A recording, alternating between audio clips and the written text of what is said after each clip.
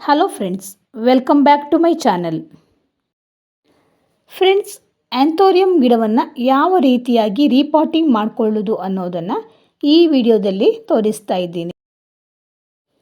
ಯಾರಾದರೂ first time ಆಗಿ ನನ್ನ ವಿಡಿಯೋವನ್ನು ನೋಡ್ತಾ ಇದ್ದರೆ ದಯವಿಟ್ಟು ಸಬ್ಸ್ಕ್ರೈಬ್ ಮಾಡಿಕೊಂಡು ನೋಡಿ. ಹಾಗೆಯೇ ಬೆಲ್ ಐಕಾನ್ನ ಪ್ರೆಸ್ ಮಾಡಿ ಅಲ್ಲಿ ಆಲ್ ಅಂತ ಸೆಲೆಕ್ಟ್ ಮಾಡುವುದರಿಂದ ನಾನು ಮುಂದೆ ಹಾಕುವಂಥ ಎಲ್ಲ ವಿಡಿಯೋದ ನೋಟಿಫಿಕೇಷನ್ ನಿಮಗೆ ಬರ್ತದೆ. ನಾನಿಲ್ಲಿ ಲಾಸ್ಟ್ ಇಯರ್ ನಟ್ಟಂತಹ ಒಂದು ಆ್ಯಂಥೋರಿಯಂ ಗಿಡವನ್ನು ಈ ವರ್ಷ ಪುನಃ ಅದನ್ನು ರೀಪಾಟಿಂಗ್ ಮಾಡ್ತಾ ಇದ್ದೀನಿ. ರೀಪಾಟಿಂಗ್ ಮಾಡುವ ಟೈಮಲ್ಲಿ ಮಣ್ಣು ತುಂಬ ಲೂಸ್ ಆಗಿದ್ದರೆ ಈ ಥರ ಈಸಿಯಾಗಿ ಗಿಡವನ್ನು ತೆಗಿಲಿಕ್ಕೆ ಬರುತ್ತೆ.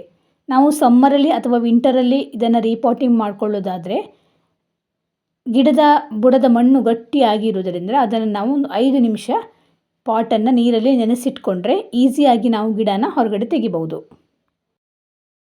ಇದು 1 ವರ್ಷದ ಹಿಂದೆ ನೆಟ್ಟಂತಹ ಒಂದು ಗಿಡ. ಇದು ತುಂಬ ಸಣ್ಣ ಗಿಡವನ್ನು ನಾನು ನೆಟ್ಕೊಂಡಿದ್ದು. ಈಗ 1 ವರ್ಷದ ನಂತರ ಇಷ್ಟು ಚೆನ್ನಾಗಿ ಬಂದಿದೆ ಗಿಡ. ಈಗ ಈ ಗಿಡವನ್ನು ಸಪ್ರೇಟ್ ಮಾಡಿ ರೀಪಾಟಿಂಗ್ ಮಾಡಿಕೊಳ್ಬೇಕು. ಬೇಕಿದ್ದರೆ ಒಂದೊಂದು ಗಿಡವನ್ನು ಒಂದೊಂದು ಪಾಟಿಗೆ ಹಾಕ್ಕೊಳ್ಬಹುದು. ನಾನಿಲ್ಲಿ 2 ಗಿಡವನ್ನು ಒಂದು ಪಾಟಿಗೆ ಹಾಕ್ಕೊಳ್ತೀನಿ. ನಾನಿಲ್ಲಿ 40% ಆಗುವಷ್ಟು ಮಣ್ಣನ್ನು ತಗೊಂಡಿದ್ದೀನಿ.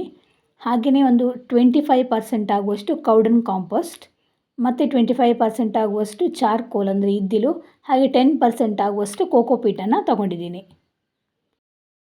ಆ್ಯಂಥೋರಿಯಂ ಪಾಟಿಂಗ್ ಮಾಡುವಾಗ ಪಾಟಿಂಗ್ ಮಿಕ್ಸನ್ನು ಸ್ವಲ್ಪ ಲೈಟ್ ವೆಯ್ಟಾಗೇ ಮಾಡಬೇಕು. ನಾವು ನರ್ಸರಿಯಲ್ಲಿ ಸಹ ಆ್ಯಂಥೋರಿಯಂನ ಪರ್ಚೇಸ್ ಮಾಡಲಿಕ್ಕೆ ಹೋದಾಗ ಅಲ್ಲಿ ನಾವು ಅದರ ಗಿಡವನ್ನು ಎತ್ತಿ ನೋಡಿದಾಗ ತುಂಬ ಲೈಟ್ ವೆಯ್ಟ್ ಆಗಿರುತ್ತೆ. ಬೇರೆ ಗಿಡಗಳಿಗೆ ಕಂಪೇರ್ ಮಾಡಿದರೆ ಆ್ಯಂಥೋರಿಯಂ ಗಿಡದ ಪಾಟ್ ಮಿಕ್ಸಿಂಗ್ ತುಂಬ ಲೈಟ್ ವೆಯ್ಟ್ ಆಗಿರುತ್ತೆ. ಆ್ಯಂಥೋರಿಯಂ ಗಿಡ ಯಾವಾಗಲೂ ಜಾಸ್ತಿ ತೇವಾಂಶವನ್ನು ಇಷ್ಟಪಡುವ ಗಿಡ ಆದ್ದರಿಂದ ಚಾರ್ಕೋಲ್ ಹಾಗೂ ಕೋಕೋಪೀಟನ್ನು ಹಾಕ್ಕೊಳ್ಳೋದ್ರಿಂದ ಗಿಡ ಯಾವಾಗಲೂ ತೇವಾಂಶದಿಂದ ಇರ್ತದೆ. ಕೌಡಂಗ್ ಕಾಂಪೋಸ್ಟ್ನ ಬದಲಾಗಿ ವರ್ಮಿ ಕಾಂಪೋಸ್ಟನ್ನು ಕೂಡ ಹಾಕ್ಕೊಳ್ಬಹುದು. ಮತ್ತು ವರ್ಮಿ ಕಾಂಪೋಸ್ಟ್ ಮತ್ತು ಕೋಕೋಪೀಟನ್ನು ಮಾತ್ರ ಹಾಕಿ ಕೂಡ ನಾವು ಆ್ಯಂಥೋರಿಯಂ ಗಿಡವನ್ನು ಬೆಳ್ಕೊಳ್ಬಹುದು. ಕೆಲವೊಂದು ನರ್ಸರಿಗಳಲ್ಲಿ ಕೋಕೋಪೀಟನ್ನು ಮಾತ್ರ ಹಾಕಿ ಬೆಳೆಸಿರುವಂತಹ ಆ್ಯಂಥೋರಿಯಂ ಗಿಡಗಳು ಸಿಗ್ತವೆ. ನರ್ಸರಿಗಳಲ್ಲಿ ಆ್ಯಂಥೋರಿಯಂ ಗಿಡವನ್ನು ಶೇಡ್ ನೆಟ್ ಕೆಳಗಡೆ ಇಟ್ಟು ಬೆಳೀತಾರೆ. ಆ ಗಿಡಕ್ಕೆ ಬೇಕಾದ ವೆದರನ್ನು ಅವರು ಕ್ರಿಯೇಟ್ ಮಾಡಿ ಕೊಟ್ಟಿರ್ತಾರೆ. ಪಾಟಿನ ಕೆಳಭಾಗಕ್ಕೆ ಡ್ರೈನೇಜ್ ಹೋಲ್ಗಳನ್ನು ಮಾಡ್ಕೊಂಡ್ಬಿಟ್ಟು 4ರಿಂದ 5 ಟೈಲ್ಸ್ ಪೀಸನ್ನು ಇಟ್ಕೊಳ್ಬೇಕು. ಚಿಕ್ಕ ಪಾಟ್ ಆದರೆ ಒಂದು 3 ಟೈಲ್ಸ್ ಪೀಸ್ ಇಟ್ಕೊಂಡ್ರೆ ಸಾಕಾಗ್ತದೆ. ಆಮೇಲೆ ಸ್ವಲ್ಪ ತೆಂಗಿನ ನಾರನ್ನು ಹಾಕ್ಕೊಳ್ಬೇಕು. ತೆಂಗಿನ ನಾರನ್ನು ಬೇಕಿದ್ದರೆ ಚಿಕ್ಕ ಚಿಕ್ಕ ಪೀಸ್ಗಳನ್ನಾಗಿ ಮಾಡಿ ಕೂಡ ಪಾಟಿಂಗ್ ಮಿಕ್ಸ್ ಮಾಡುವಾಗ ಅದ್ರ ಜೊತೆಗೆ ಹಾಕ್ಕೊಂಡು ಮಿಕ್ಸ್ ಮಾಡ್ಕೊಳ್ಬಹುದು. ಪಾಟಿಂಗ್ ಮಿಕ್ಸ್ಗೆ ಕೋಕೋಪೀಟನ್ನು ಹಾಕ್ಕೊಳ್ಳೋದ್ರಿಂದ ಅದು ಯಾವಾಗಲೂ ಗಿಡದ ಬುಡದಲ್ಲಿ ಮಾಯ್ಶ್ಚರನ್ನು ಹಿಡಿದಿಟ್ಕೊಳ್ಳುತ್ತೆ. ಹಾಗೆಯೇ ಆಕ್ಸಿಜನ್ ಸಪ್ಲೈ ಗಿಡದ ರೂಟ್ಗಳಿಗೆ ಚೆನ್ನಾಗಿ ಆಗಿ ಗಿಡದ ರೂಟ್ಸ್ ಚೆನ್ನಾಗಿ ಡೆವಲಪ್ ಆಗುತ್ತೆ. ಆ್ಯಂಥೋರಿಯಂ ಗಿಡ ತುಂಬ ಚಿಕ್ಕ ಗಿಡ ಆಗಿದ್ದರೆ ಅದರಲ್ಲಿ ಹೂ ಬರಲಿಕ್ಕೆ 1 ವರ್ಷ ನಾವು ವೆಯ್ಟ್ ಮಾಡಲೇಬೇಕಾಗ್ತದೆ. ಒಂದು ಗಿಡವನ್ನು ನಾವು ತಂದು ನೆಟ್ಕೊಂಡ್ರೆ ಅದರಲ್ಲಿ 1 ವರ್ಷ ಆಗುವುದರ ಒಳಗೆ ಬೇಬಿ ಪ್ಲ್ಯಾಂಟ್ಗಳು ಅದರಲ್ಲಿ ಹುಟ್ಕೊಂಡು ಬಿಡ್ತವೆ. ಆಮೇಲೆ ಆ ಬೇಬಿ ಪ್ಲ್ಯಾಂಟನ್ನು ನಾವು ತೆಗೆದು ಸಪ್ರೇಟ್ ಮಾಡಿ ಬೇರೆ ನಾವು ರೀಪಾಟಿಂಗ್ ಮಾಡ್ಕೊಳ್ಬಹುದು.